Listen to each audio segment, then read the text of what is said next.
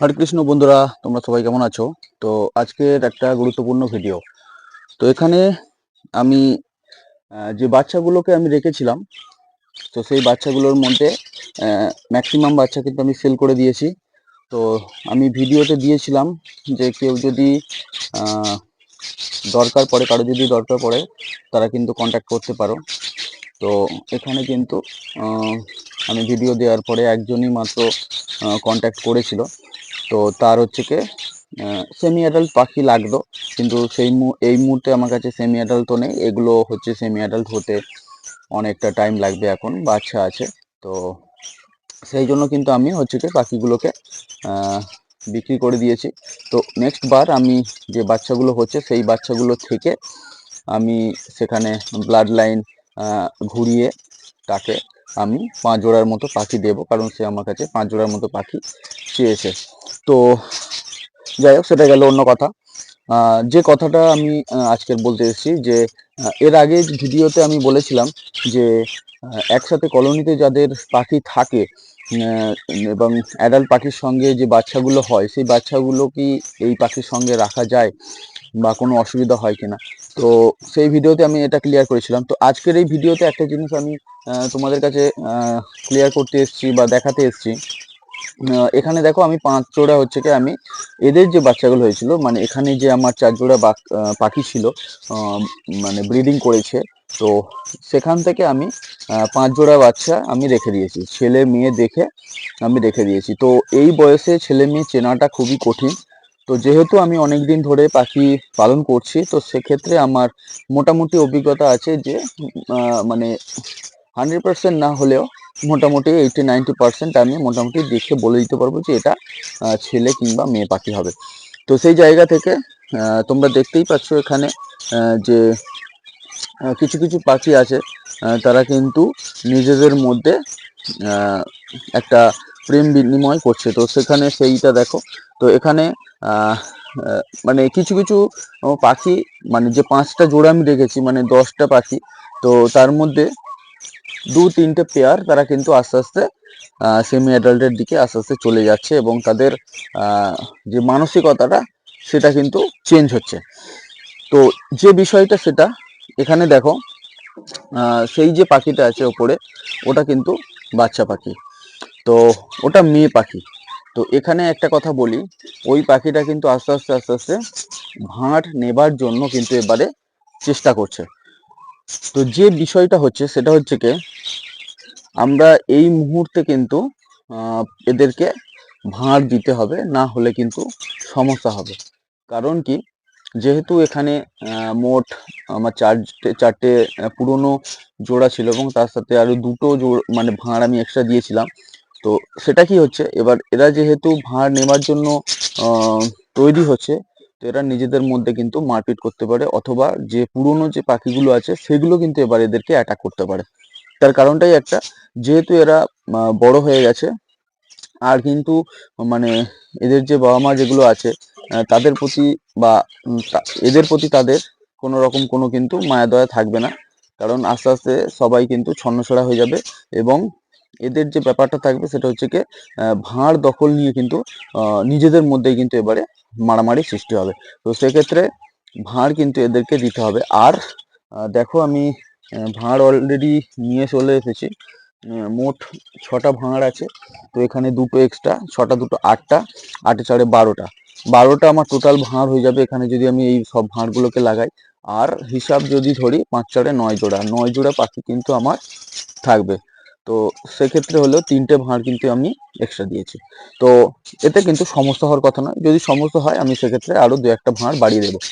তো এখনই দেখতে পাচ্ছ যে ছোট ছোট পাখিগুলো আছে, দেখো নিজেদের মধ্যে কিন্তু ওই ভাঁড়টাকে নেওয়ার জন্য কিন্তু মানে মারপিট শুরু হচ্ছে। দখলদারির জন্য সমস্যা সৃষ্টি হবে আর কিছুদিন পরে।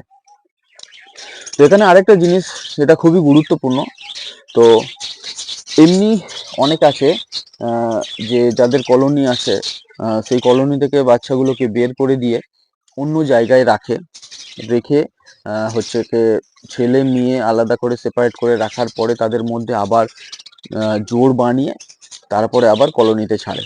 তো সেক্ষেত্রে কি হয়, সেক্ষেত্রে একদম পারফেক্ট জোড়া হয়ে যায়। কার সাথে কার আমি জোড়া করতে চাইছি সেটা একদম পিওরলি বন্ডিং হয় এবং তার সাথেই কিন্তু জোড়া হয়। কিন্তু এখানে যে ব্যাপারটা হয় কলোনির মধ্যে, দেখো আমি যে এই বাচ্চাগুলোকে রেখেছি, একটা প্লাস পয়েন্ট যেটা থাকে সেটা হচ্ছে কি, যখনই এই কলোনির মধ্যে বড় পাখিদের সাথে এই ছোট পাখিগুলো এখানে আছে, তো তারা কিন্তু খুবই তাড়াতাড়ি মানে ব্রিডিং করার জন্য তারা কিন্তু তৈরি হয়ে যায়, বা ব্রিডিং করার যে প্রবণতা সেটা কিন্তু তাদের মধ্যে তাড়াতাড়ি চলে আসে। তো এই যে পাখিগুলো আছে সেগুলো তোমরা নিশ্চয়ই বুঝতে পারছো, যারা আমার পুরনো দর্শক, যারা আমার ভিডিও কন্টিনিউ দেখো, তারা নিশ্চয়ই বুঝতে পারছো যে বাচ্চাগুলো কিন্তু বেশি দিন হয়নি। অ্যারাউন্ড খুব বেশি হলে 2 থেকে 2.5 মাসের মধ্যে এদের বয়স আছে। তো এখনই দেখো এদের হচ্ছে কি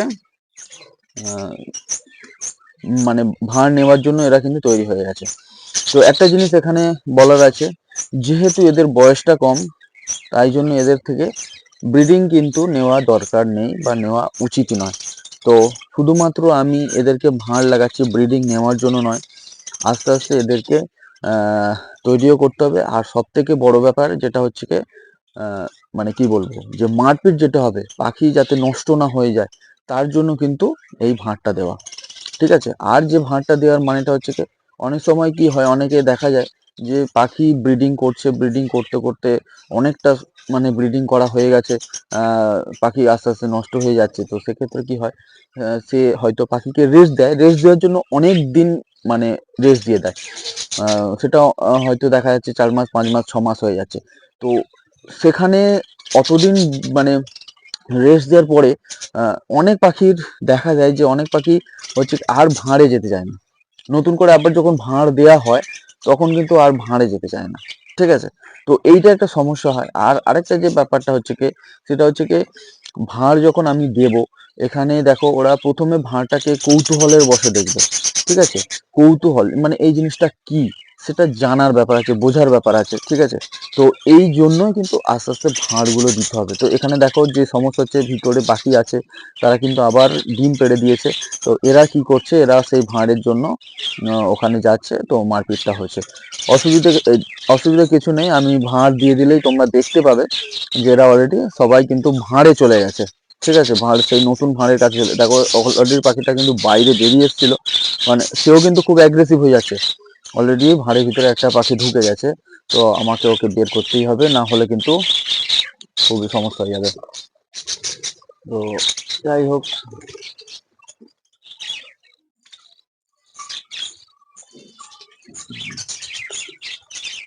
তো আমি লাইট অন করছি, দেখাচ্ছি এর ভেতরে আছে কিনা। না, অসুবিধা কিছু নেই, ডিম পেড়ে দিয়েছে, 4-4টে 8টা ডিম আছে।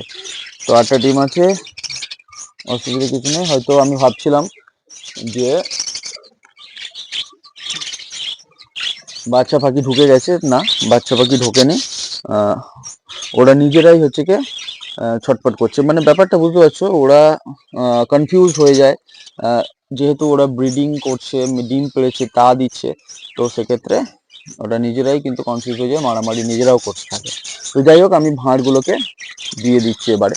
তো আমি যেটা বলতে চাইলাম যে এইরকম ভাবে কিন্তু তোমরা যদি কলোনির মধ্যে একসাথে বাচ্চাগুলোকে রাখো, মানে ছেলে মেয়ে চিনে, তাহলে কিন্তু খুব তাড়াতাড়ি তোমাদের বাচ্চাগুলো মানে বড় হয়ে যাবে এদের সঙ্গে থেকে। আর অ্যাডাল্টের মতোই কিন্তু আচরণ করা খুবই তাড়াতাড়ি শুরু করে দেবে। আর সব থেকে বড় ব্যাপার, এদের মধ্যে আহ, মানে মিটিং করার যে ব্যাপারটা, ব্রিডিং করার যে ব্যাপারটা, সেটা কিন্তু খুবই তাড়াতাড়ি চলে আসবে, তাতে তোমাদের অসুবিধা হবে না। অনেকে হয়তো বলে অনেক সময় যে আমি পাখি রেখেছি, অ্যাডাল্ট হয়ে গেছে, বাচ্চা রাখার পরে সেই বাচ্চাগুলো এখনো জোর নিচ্ছে না, তারা ভাঁড় নিচ্ছে, জোর নিয়েছে ভাঁড় নিচ্ছে না, এরকম ব্যাপারগুলো অনেকে বলে থাকে, অনেক সময় হয়।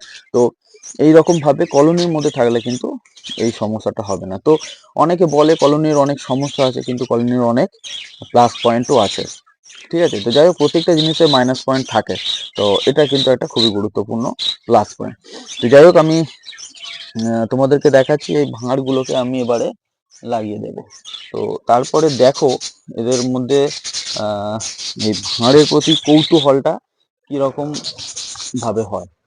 তো আমি একটু ছাড় ছাড় করেই ভাঁড়গুলোকে লাগাবো, কারণ বেশি কাছাকাছি লাগালে আবার নিজেদের মধ্যে একটু সমস্যা হবে।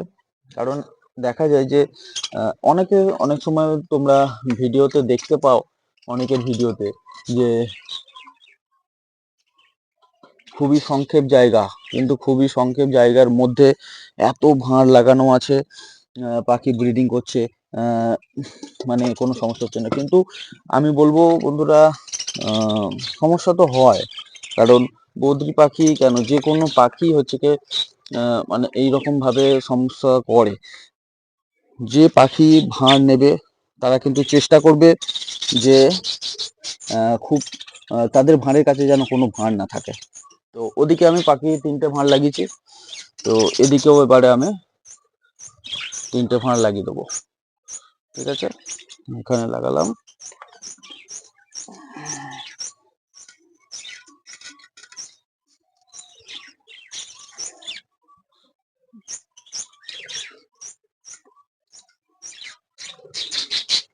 এখানে লাগালাম।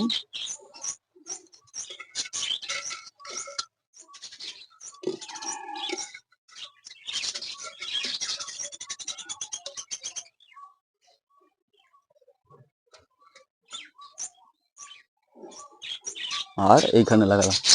তো এদিকে 3টে, এদিকে 3টে, এবং এদিকে 3টে, মোট 6টা ভাঁড় লাগিয়ে দিলাম। তো এখনই দেখতে পাচ্ছ যে ভাঁড়ের উপরে তারা চলে গেছে, ভাঁড়টাকে চেক করছে। তো আশা করছি খুব তাড়াতাড়ি এরা ভাঁড়ের প্রতি যে কৌতূহল, সেই কৌতূহল ব্যাপারটা মিটে যাবে, এবং আস্তে আস্তে এরা কিন্তু জোড়া হয়ে যাবে খুবই তাড়াতাড়ি। তো যাই হোক বন্ধুরা, যারা এরকমভাবে কলোনিতে পাখি করো, তারা হয়তো অনেক সময় ভাবো যে কলোনিতে অনেক সমস্যা আছে, কিন্তু না, কলোনিতে অনেক প্লাস পয়েন্ট আছে, তারা অনেক ভালো গুণও আছে। তো এইরকমভাবে পাখি রাখলে কিন্তু খুব তাড়াতাড়ি পাখিগুলো হচ্ছে কি বড় হয়ে যাবে এবং মিটিং করা স্টার্ট করে দেবে। এবং যারা ব্রিডিং নিতে চাও 6 মাস 7 মাস বয়সে, তারা খুব তাড়াতাড়ি তারা ব্রিডিংও নিতে পারবে। ঠিক আছে বন্ধুরা, ভিডিওটা কেমন লাগলো অবশ্যই কমেন্ট করে জানিও। আর যদি কোশ্চেন থাকে অবশ্যই কমেন্ট বক্সে কমেন্ট করো, আমি কোশ্চেনের অ্যান্সার দিয়ে দেবো। তো আজকের ভিডিওটা এইটুকু, আবার নেক্সট ভিডিওতে তোমাদের সাথে দেখা হবে।